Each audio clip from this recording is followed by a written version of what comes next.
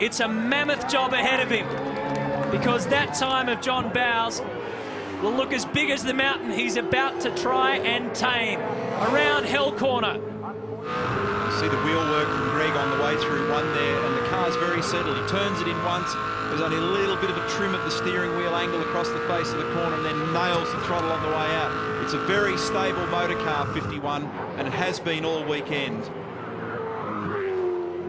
First in the first 2 practice sessions, first in the qualifying session. As I mentioned, an 07.95 through the cutting. Reset the throttle then, you heard a little dab, tried to pick it up, had to come back out, got back on it again, squeezing, looking for every last thousand. 3rd to 4th, this is the run to repark, he's up, and look at the split, it's awesome! 0.4 of a second for Greg Murphy.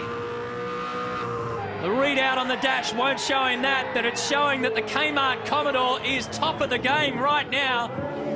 0.4 inside John Bowes' time. Gee, the car looks good, and Murphy's really ringing this thing.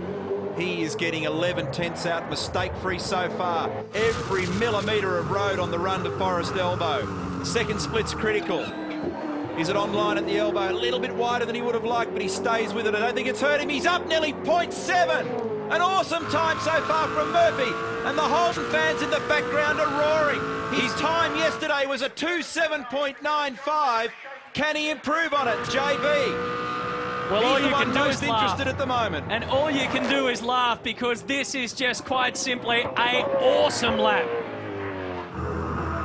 He holds it together through the chase. And Greg Murphy, listen to the crowd roar. The Holden supporters love it. He has released the shackles on car 51, and he is going straight to pole position for the Bob Jane T-Marts 1000. Murphy, a blistering lap. Holy smokes! 6.68. That's Record breaker. That is Good insane. job, mate. Absolutely bloody fantastic. Holy Absolutely smoke. fantastic lap, mate. Uncharted territory for anybody on the mountain. Nobody's ever gone under the 7s. Take a bow, Greg Murphy. That was something very special in the history of Bathurst. Scaife is in the wall. Scaife's day is done. Mark Scaife has hit the wall. Wow.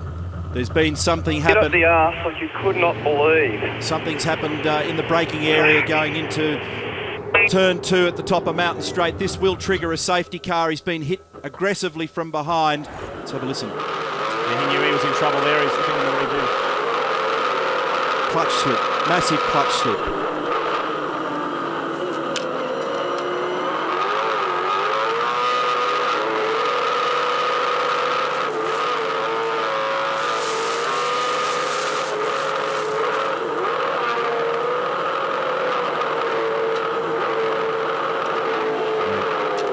Self-explanatory.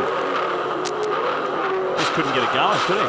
No pace in it at all. Clutch slip. Sometimes it happens, but I doubt it because of Mark's experience, because they're too cold. The corner workers applauding them, cheering them on in what is an incredible finish to the great race.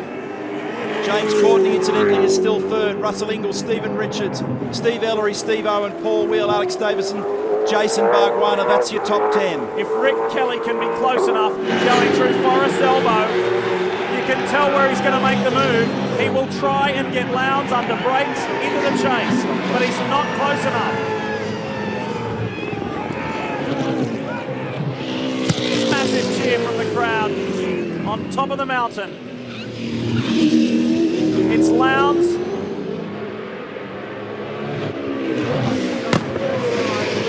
Unless something goes astray. Great drives from both these fellas. They have driven the wheels off both their cars. Have not put a foot wrong.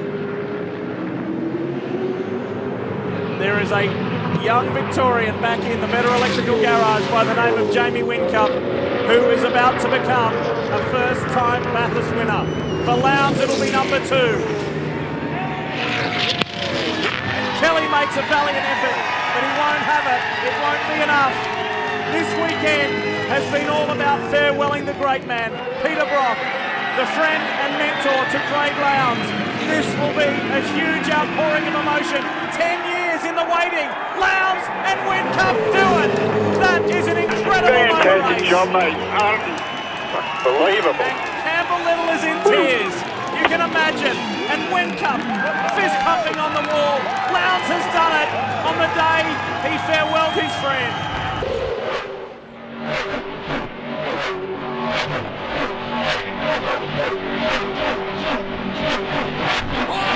That was Bargwanna. That was Bargwanna. Had a huge moment. It's rolled.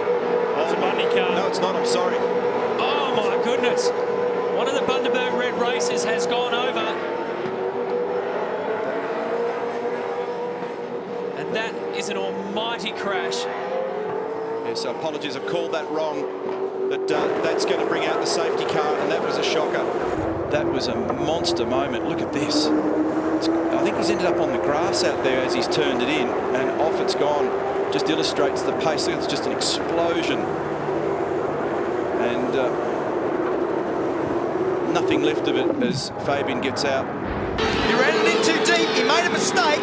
He ran it in too deep to that corner, into Hell Corner. He did not get off there well enough. Whincup will have a look up the inside at turn 2.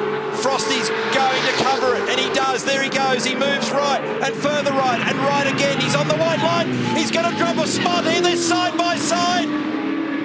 Hold your breath, Australia. Oh! And Winnerbottom hangs on. What a battle! Winnerbottom has hung on when it mattered most. Wow. And Frosty has had the big fight here, and he went punch for punch, and he's forced Whincup into a position where he's had the big slide at the moment. He's lost momentum. Dumbrell is gutted. He's gutted. That's the move. That's done it. That was the race-winning edge for Winterbottom. Fight and fight and fight till there's no fight left. Wow. That was as brave and as wild as we've ever seen in this sport. It was a hell of a move from Whincup to try and go up the outside there. And if he got it done, he was on the inside for the next corner. The reason he did it is he knew if he made the move, he was on the inside for the next corner. Applaud this, because this is fantastic motor racing from both these teams, from both these guys. They are at the peak of their powers. What a moment. Ford Performance Racing have had their troubles this season. Mark Winterbottom has had to go toe-to-toe with Jamie Whincup, who's been the standout driver of the last few years in this game. And Frosty has been waiting so long. After more than a decade of trying, Mark Winterbottom will win the Supercheap Auto Bathurst 1000 with Steger Richards. Getting your money's worth today, folks. Look at this. This might be the biggest moment of Chaz Mostert's career. And for Paul Morris, who's had a win here in the 12 hour, and he's done a lot of things over a long period of time. On his 22nd start, he might win this thing. It's only the second start for Mostert. These guys are going to have an unbelievable duke out in the dying moments of this race. We've got less than 6 kilometres to run. It's an unbelievable storyline. Whincup is out of fuel. He's really struggling to get this thing home. Mostert is going to throw everything he's got at it, but he's got to be a bit careful. He can't throw it in the weeds. He was just told, use it down the hill. We've got to be able to conserve the fuel down the hill so he can go down to the chase on full speed. Look at this. This is a battle for Australia's biggest race.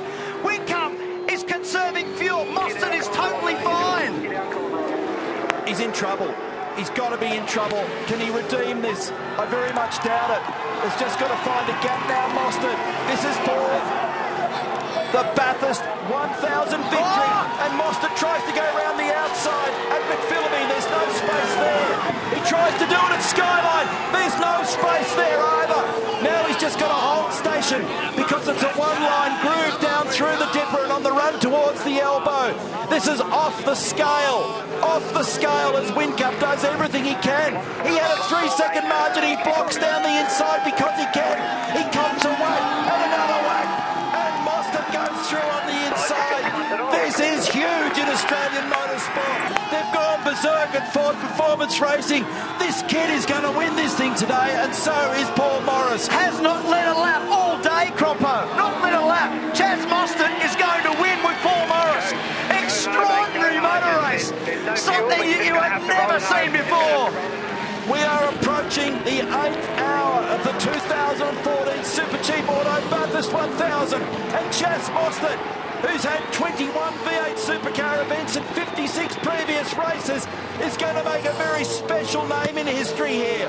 He is the winner of the Supercheap Auto Bathurst 1000. Moffat second. Second for James Moffat. And Nick Percat makes it onto the podium. I'm out of breath. It's an unbelievable outcome. Davison fourth, then Whincup, then Winterbottom, then the Kellys, Todd and Rick, then Coulthard, and Craig Lowndes finishes in 10th. Down the straight for the last time for David Reynolds. He's got 3.3 seconds. He can sense it. He can taste it. Through the chase for the last time. This is one for the Holden faithful. There was a gold rush in the 1800s at Bathurst. In 2017, there's a jackpot looming for David Reynolds.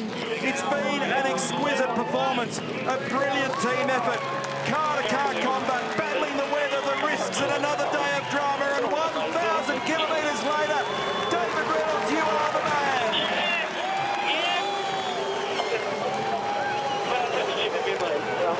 Sensational job by the Erebus team. Luke Youlden, faultless throughout the course of a very tough day. McLaughlin was the hero yesterday, but when it matters, this young man has put up the David and Goliath trick. This is, for Dave Reynolds, the most important win of his life. Wow. Okay, Betty Clemenco, you are a Supercheap Auto Bathurst winner. What can you say? I hope my children were watching. Congratulations, Dale Wood, also for 2 cars in the top 4. David Reynolds is a weapon, and Luke Youlden has done you guys absolutely proud. Sorry, I can't talk. It's just too much. What a moment.